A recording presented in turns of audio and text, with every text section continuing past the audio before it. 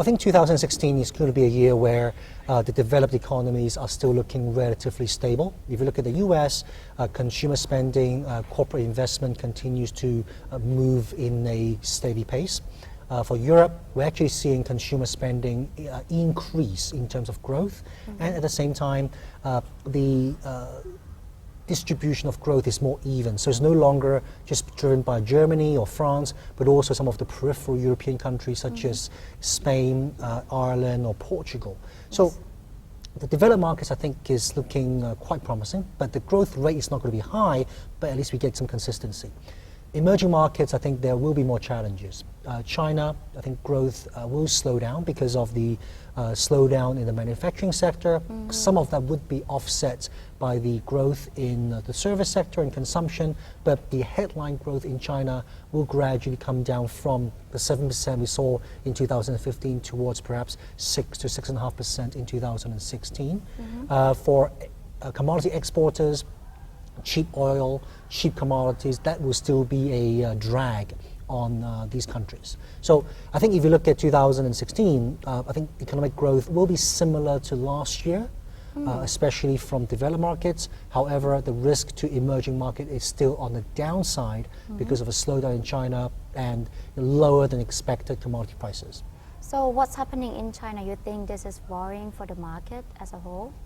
Well, I think China is going through some transitions. The structural changes, for example, the switch away from investment-led growth to consumption-led growth, from manufacturing to services. And this process is not going to be smooth. There will be volatility in the economy.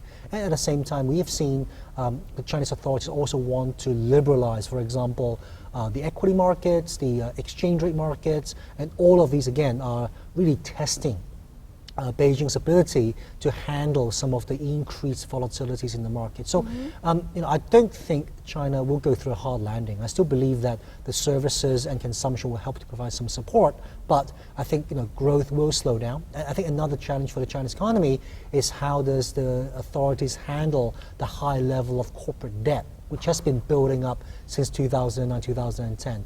That deleveraging process could again potentially put more pressure on growth. So therefore, there's a very delicate balance between achieving a lower level of debt in the economy, but at the same time not lose momentum in terms of growth.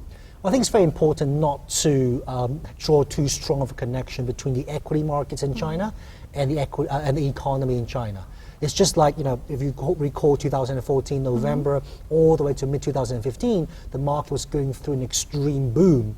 It wasn't the economy. And just like the correction since then is less about the economy, I think the key factor here is that when you look at China, there's a significant proportion of daily transactions are because of retail investors. And these retail investors, they are often followings of tips and rumors in the markets rather than looking at valuations and fundamentals. And the herd effect amongst these investors are very significant. So that's why we see extreme swings in Chinese market, both up and down, when momentum start to build.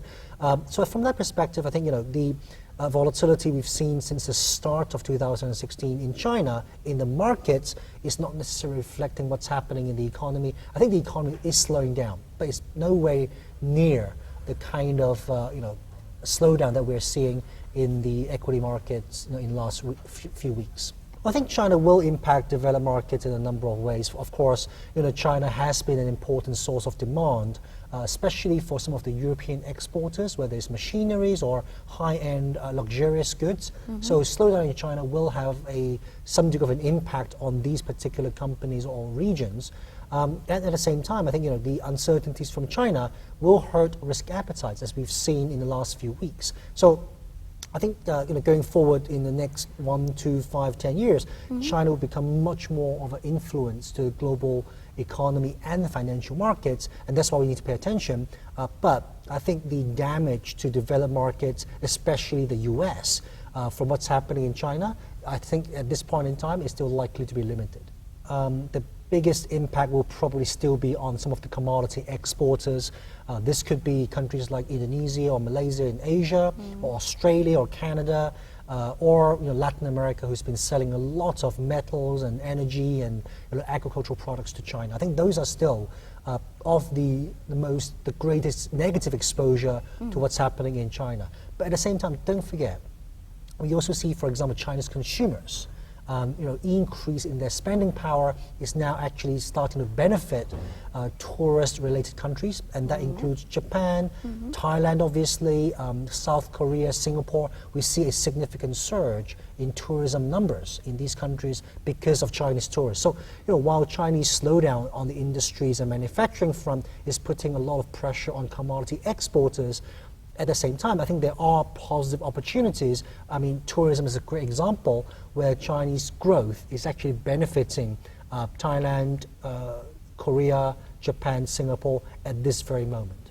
Well, I think oil price slump is driven by a number of factors in addition to China. First of all, OPEC refusing to cut output. I think that's clearly a challenge. Iran, as the sanctions being lifted, how they would add more supply to the global markets. I think that's another big question mark. Extremely high inventory level in the energy sector. Again, I think that's going to weigh down on energy prices. I think in the recent weeks, concerns over China, over global growth, even though I think that's perhaps somewhat exaggerated, that clearly is also weighing on consumption expectations as well. So all these put together, I think, is hurting the oil markets.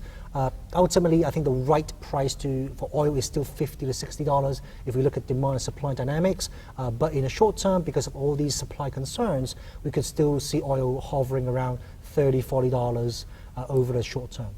So how long do you see it, like the slump will continue to?